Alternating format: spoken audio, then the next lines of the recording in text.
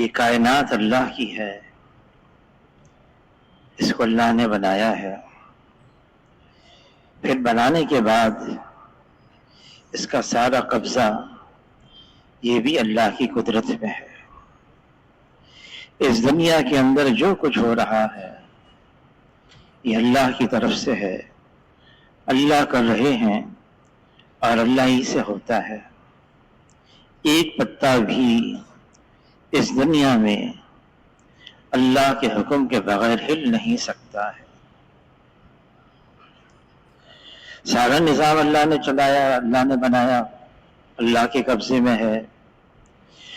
اس دنیا کو اللہ تعالیٰ نے اس طرح سے بنایا کہ زمین بنا کر اس کو پھیلا دیا، پھر پہاڑوں کو اس پر گاڑ دیا، سمندروں کو چیر دیا، آسمانوں کو بغیر ستون کے بلند فرمایا، پھر بادل سے بارش کو برسوایا، زمین سے کھیتی اور درختوں کو اگوایا، پھر ایک دن اور رات کا نظام چلایا، رات کو دن پر لپیٹا اور دن کو رات پر لپیٹا۔ پھر اللہ تعالیٰ اس بات کو بھی فرماتے ہیں جس کا مفہوم ہے، اگر تا قیامت رات کا اندھیرا ہوتا تو اللہ کے علاوہ کون جو دن کا اجالا لے کر آ جائے، اور اگر تا قیامت دن کا اجالا ہوتا تو اللہ کے علاوہ کون جو رات کا اندھیرا لے آئے۔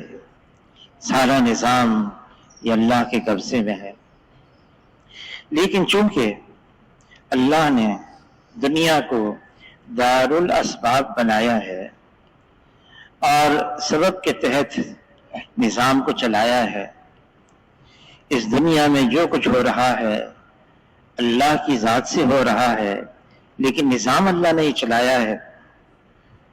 اس زمین کے رہنے والے جیسے اعمال کرتے ہیں پھر اس کے مطابق اللہ تعالیٰ اپنے فیصلے فرماتے ہیں۔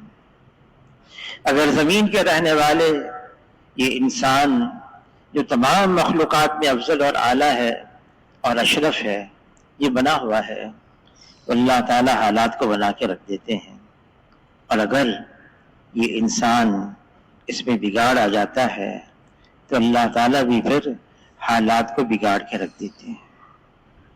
انسان کا بننا یہ ساری کائنات کا بننا ہے، اور انسان کا بگڑنا یہ ساری کائنات کا بگڑنا ہے۔ انسان کا مقام تو اللہ نے بہت اونچا رکھا ہے، اس کو اپنا زمین پر خلیفہ بنایا ہے۔ اس انسان کے اوپر اللہ تعالیٰ نے سارے نظام کو چلایا ہے، مقام بہت اونچا ہے، یہ فرشتوں سے بھی اعلیٰ ہے۔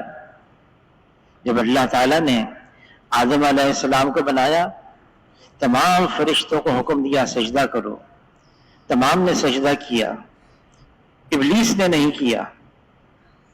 تو اللہ نے پوچھا تم نے ایسے کو سجدہ نہیں کیا جس کو میں نے اپنے ہاتھ سے بنایا؟ تو شیطان نے کہا کہ میرا نسب اونچا ہے، خلقتنی من نار وخلقتہ من طین، مجھے بنایا ہے آگ سے، اس کو بنایا ہے مٹی سے، میں سے بہتر ہوں۔ اور اس تکبر میں اس نے اللہ کے حکم سے انکار کر دیا اور اس کا شمار ہو گیا کافروں میں۔ یہ واقعہ اللہ نے ایک مرتبہ نہیں کئی مرتبہ اپنے کلام پاک میں دہرایا ہے، واضح کرنے کے لیے یہ انسان اس کا مقام اونچا ہے۔ لیکن اللہ تعالیٰ نے یہ بھی فرما دیا اگر یہ انسان اپنے انسانی صفات کو کھو دے، جو کمالات اللہ نے اس انسان کو دیے ہیں وہ ضائع کر دے، نظر تو آئے گا انسان، ڈھانچہ نظر اور ساری چیزوں کا یہ انسان کا ہے، لیکن اللہ تعالیٰ فرما رہے ہیں یہ جانور بلکہ جانور سے بھی بدتر ہے، یہ بگڑا ہوا انسان ہے، اس نے اپنے مقام کو ضائع کر دیا، جو رتبہ اللہ نے دیا تھا اس کو کھو دیا۔ امام غزالی رحمۃ اللہ علیہ فرماتے ہیں جانوروں کی بھی کئی قسمیں ہیں. ایک قسم جانور کی وہ ہے معصوم پرندہ ہے، کبوتر ہے، دانا چگتا ہے، پانی پیتا ہے، گھونسلہ بناتا ہے، انڈے دیتا ہے، سیکتا ہے، بچے نکلتے ہیں. اس کو کسی اور سے کوئی غرض نہیں، اس کو صرف اپنے سے واسطہ ہے. تو امام غزالی رحمۃ اللہ علیہ فرماتے یہ خود غرضی، دوسروں سے کوئی واسطہ نہیں، یہ بھی جانوروں کی ایک قسم ہے.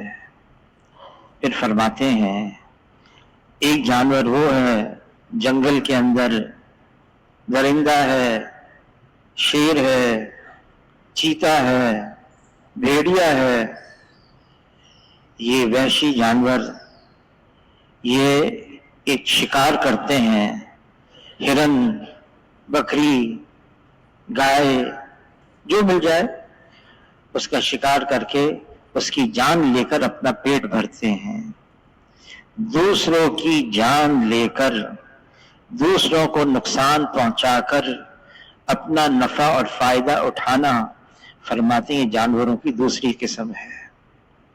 اور تیسری قسم بھی فرماتے ہیں، ایک تیسری قسم ہے جانوروں کی، رات کے اندھیرے میں آدمی جا رہا ہے، نظر نہیں آ رہا، ایک بچھو نے ڈنک مار دیا، ایک قطرہ خون کا اس بچھو کے پیٹ میں نہیں گیا، لیکن جس کو ڈنک مارا ہے وہ درد سے کراہ رہا ہے، تکلیف ہو رہی ہے، بہت تکلیف ہے، درد ہے.